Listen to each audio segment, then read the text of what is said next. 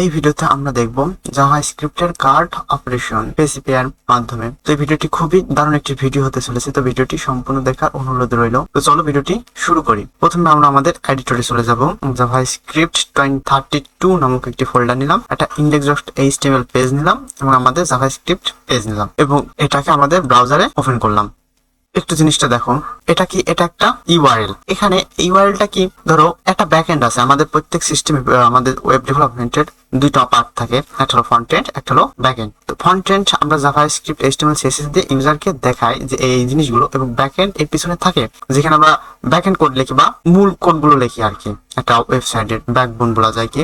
এটা একটা ইউআরএল, এটা একটা পাবলিক ইউআরএল। তো এখানে ধরো কোথাও না কোথাও এই সার্ভারটা আছে এবং তাতে কিছু ডাটা আছে। তো আমি কি করব, ওই সার্ভার বা ওই ডাটাবেস থেকে আমি ডাটা নিয়ে এসে আমরা এখানে দেখবো এবং কার্ড অপারেশন করে দেখবো। কার্ড অপারেশন অর্থাৎ C for create, U for update, R for read আর D ফর ডিলিট। এটা হলো কার্ড অপারেশন। তো সর্বপ্রথম আমরা যেটা দেখবো, প্রথমে আমরা ডাটাবেস থেকে আমাদের ডাটা নিয়ে আসবো। গেট মেথডের মাধ্যমে আমরা ডাটাবেস থেকে ডাটা আমাদের সিস্টেমে নিয়ে আসবো। তো চলো শুরু করি। তো প্রথমে আমরা একটা ফাংশন নিয়ে নেব, asynchronous function.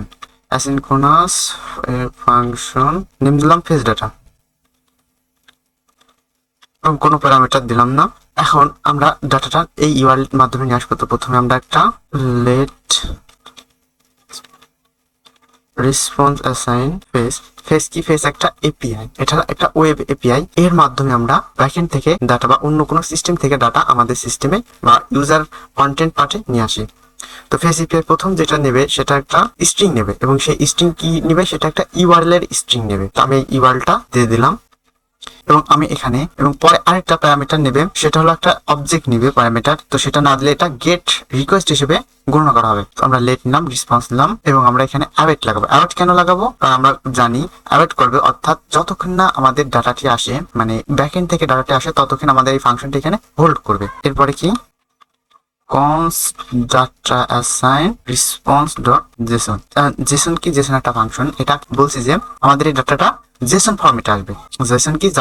JavaScript on notation. এটা একটা পপুলার হালকা ওয়েব ফরম্যাট বা কি ভ্যালু পেয়ারে আমাদের ডাটাটি আসবে। এবং আমরা কি করব, আমরা এখানে ডাটাটি লক করব, লক করব ডাটাকে। এখন যদি এটা আমরা আউটপুটে দেখি আমাদের কনসোল উইন্ডোতে, তার আগে আমি ফেস ডাটাকে আমাদের কল করা লাগবে। ফেস ডাটাকে কল করলাম এবং এটা যদি আউটপুটে দেখি, তো আমরা দেখবো প্রায় 100টি, একটা অ্যারের ভিতরে 100টি ডাটা আমাদেরকে দিছে। এটা ছিল ফেস এপিআই এর মাধ্যমে ব্যাকএন্ড থেকে ডাটা আনার কৌশল। এখানে একটা ট্রাই ক্যাচ লাগাবো, অবশ্যই এটা ভালো একটা দিক, কারণ ভুল সবারই হতেই পারে। তো ভুল হলে কি করবে সেটা এখানে লিখে দিয়ে এটা লক করবে। এটা ছিল ফেস এপিআই এর মাধ্যমে বা গেট মেথডের মাধ্যমে ব্যাকএন্ড থেকে ডাটা নিয়ে আসা। তো চলো এখন আমাদের কি করা প্রয়োজন? ডাটা তো আমরা আনলাম, এখন ডাটা আমাদের কি আপডেট করা প্রয়োজন বা আমাদের ডাটা পাঠানোর প্রয়োজন, ঠিক তো? তো আমরা আরেকটা মেথড দেখবো, সেটা হলো পোস্ট মেথড। আমি এগুলো সব কমেন্ট আউট করে দিই। এখন এটাকে একটু দেখি। ফেস ডাটা, এখন আমরা বলবো আপডেট ডাটা বা পোস্ট ডাটা। এখানে কি করবো? আমরা পোস্ট করবো ডাটাকে, কেটে দেবো এবং এখানে একটা অবজেক্ট নিব। অবজেক্ট কালি ব্র্যাকেটের ভিতরে আমরা অবজেক্ট নিই। তো প্রথমে যেটা দেবো সেটা হলো মেথড। এখন অবজেক্টের ভিতরে মেথড কোলন লিখে মেথডটা কি হিসাবে আসে, কিন্তু এখানে মেথডই দেওয়া লাগবে। মেথড স্ট্রিং এর ভিতরে দেবো পোস্ট, অবশ্যই একটা কমা দেওয়া লাগবে, কমা সেপারেটর। তারপরে যেটা দেবো সেটা হলো হেডার্স একটা অবজেক্ট নেবে। হেডার্সে আমরা লিখলাম content type application bleak Jason এবং একটা কমা, এবং আরেকটা দেবো সেটা হলো বডি। এই বডির মাঝখানে আমরা সেই সমস্ত ডাটাগুলো দেব যেগুলো আমরা পাস করাতে চাই। আমরা বডি লিখলাম, বডি জেসন ডট স্ট্রিংগিফাই এবং আমাদের যে ডাটাগুলো দিতে চাই সেই ডাটাগুলোতে সাপোজ আমরা এখানে নিলাম ফর ডাটাকে দিয়ে দেবো, একটা প্যারামিটার নাম, ব্যাস, তাছাড়া কিছু না। এখন এটাকে কল করার পালা। তো চলো আমরা কল করি। এখানে ফেস ডাটা না দিয়ে আমরা দেবো পোস্ট ডাটা এবং পোস্ট ডাটার ভিতরে আমরা একটা অবজেক্ট নেব, অবজেক্ট আকারে ডাটাগুলো পাঠাবো। তো প্রথমে যেটা দেবো সেটা হলো ইউজার আইডি। আচ্ছা ওয়েট, আমি একটা জিনিস দেখতে চাই আগে, তার আগে আমি একটা জিনিস দেখতে চাই। তো প্রথমে আমরা দেবো বডি, সাপোজ কিছু টেক্সট লিখে দিলাম। তারপরে দেবো টাইটেলের আন্ডারেও কিছু টেক্সট, তারপর ইউজার আইডি 5 স্ট্রিং না, অবশ্যই এটা 5 দিয়ে দিলাম বা 5। এখন যদি আমরা এটাকে একটু দেখি যে এটা রেসপন্স করছে কিনা। আচ্ছা এখন এটা লেখার পর আমরা তো রেসপন্স দেখার প্রয়োজন না, তো রেসপন্স দেখার প্রয়োজন হলে আমরা লিখবো, এটা কি করবে, এটা লক করবে response.json এবং আমরা বললাম লক করো ডাটাকে। যদি সাকসেসফুলি এটা পোস্ট হয় তাহলে আমাদের কি করবে, এখানে সাকসেসফুল একটা রেজাল্ট প্রিন্ট করবে।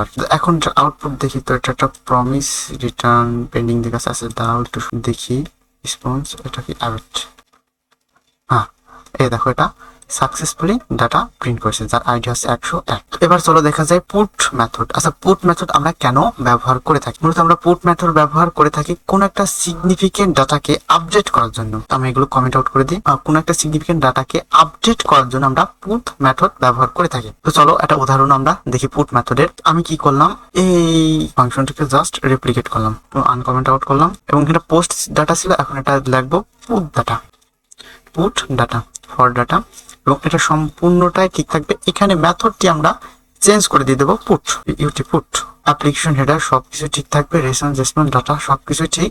আচ্ছা এখন পোস্ট ডাটা থেকে এখন পুট ডাটা।